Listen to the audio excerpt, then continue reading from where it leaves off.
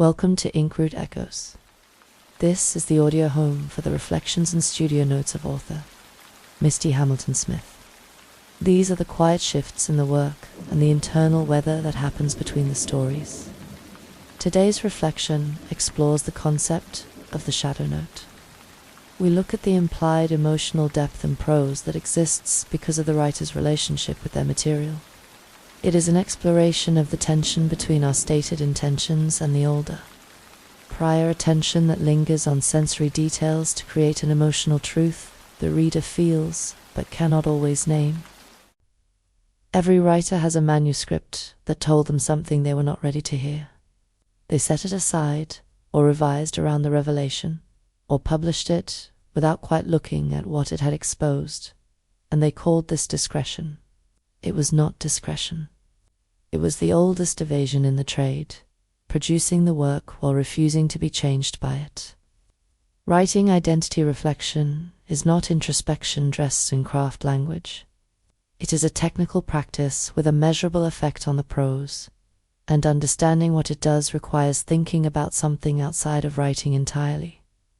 In music, particularly in jazz, there is a phenomenon called melodic shadow, the implied note, the one the ear supplies because the harmonic context demands it, even though no instrument plays it.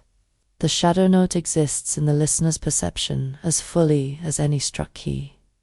It has weight, it has duration, it shapes what comes after it. A writer who understands their own identity in relation to their material creates this kind of presence in the prose. An implied self whose pressure the reader feels without ever being introduced to it. A writer who does not understand this creates absence instead, and the reader feels that too, as a kind of hollowness at the center of even technically accomplished sentences.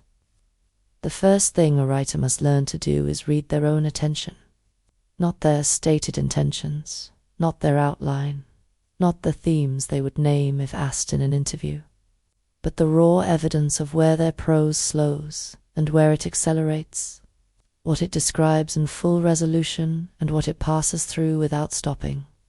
A story in which two characters argue over money, while the prose lingers on the quality of afternoon light coming through a kitchen window is telling the writer something about what they actually believe the scene is about. The argument is stated. The light is felt. Felt material is almost always truer than stated material, and the writer practicing this technique learns to treat their own sensory attention as a confession they did not know they were making. The complication arrives when they realize that their attention is not consistent. It has layers with different ages. There is the attention that belongs to this draft, this year, this version of themselves sitting at the desk. And there is the older attention, the one laid down in childhood or early formation, the one that finds certain kinds of rooms unbearable and certain kinds of silence necessary, and that operates in the prose below the level of conscious choice. These two attentions do not always agree. A writer may believe, as a present-tense adult, that their character's grief is the center of a scene, while the older attention keeps returning to the specific texture of the wool blanket on the couch, the way it held the smell of the house, the sound that came through the wall. The older attention is not wrong. It is prior. Learning to recognize which attention is speaking in any given passage is not a therapeutic exercise. It is a craft skill, and it changes the sentence-level decisions a writer makes about where to place weight. A writer who can name this distinction stops fighting their own prose and starts listening to it. The final technique is the hardest to teach because it requires the writer to resist a reflex that feels like professionalism. Having located the gap between their stated intentions and their actual attention, between their present tense understanding and their older embedded knowing, the writer must not resolve it. They must widen it just enough that the prose can stand on both edges simultaneously. The character who is described grieving while the prose notices the wool blanket does not need to become aware of the blanket's significance. The writer needs to trust that the blanket is doing something that grief cannot do alone. that the two registers held in tension create a third thing, something the reader experiences as emotional truth without being able to point to the sentence that produced it. This is the shadow note.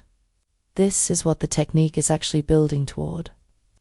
The writer who never examines their own reflection in the material stays competent.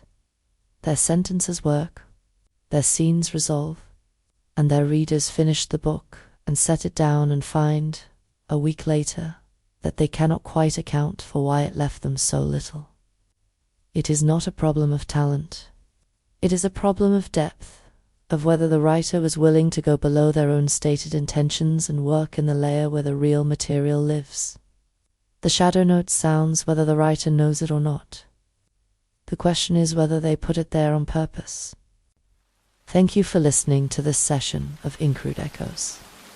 Today's reflection was narrated by Julie using the words of Misty Hamilton Smith. If these notes steady your own work, I invite you to join the deeper conversation at incrudeandmoonlight.com. Until next time, keep to the quiet of the work.